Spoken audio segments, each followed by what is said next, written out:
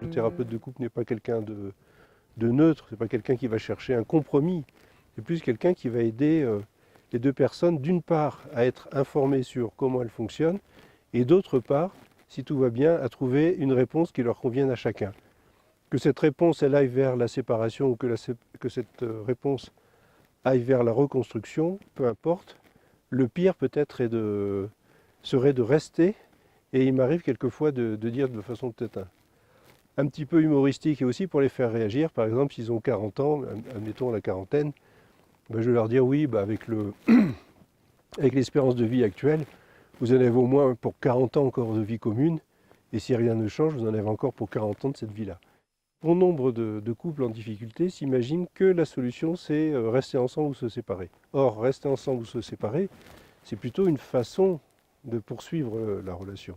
Objectif, la véritable motivation qui peut amener un couple en thérapie, c'est premièrement de comprendre comment ils fonctionnent, enfin du moins c'est comme ça que le psychothérapeute se situe, leur donner des informations sur leur relation, et d'autre part avoir une vision et une compréhension des choses en termes de dynamisme, en termes de dynamique relationnelle.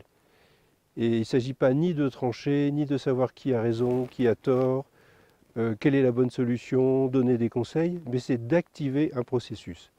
Que ce processus les aide à se séparer, que ce processus les aide à élaborer quelque chose de nouveau, ça a peu d'importance. L'important, c'est de réussir à changer.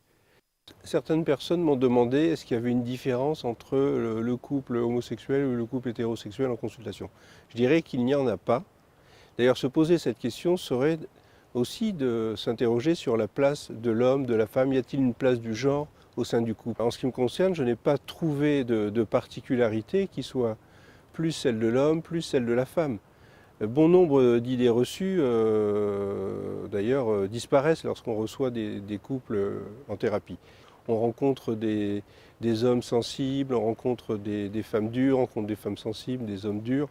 En fait, toutes les particularités de l'âme humaine, entre guillemets, sont retrouvées au sein des personnes qui viennent en thérapie. De toute façon, nous, ce qui nous intéresse en tant que psychothérapeute de couple, c'est de travailler sur l'interaction, sur le dynamisme du couple.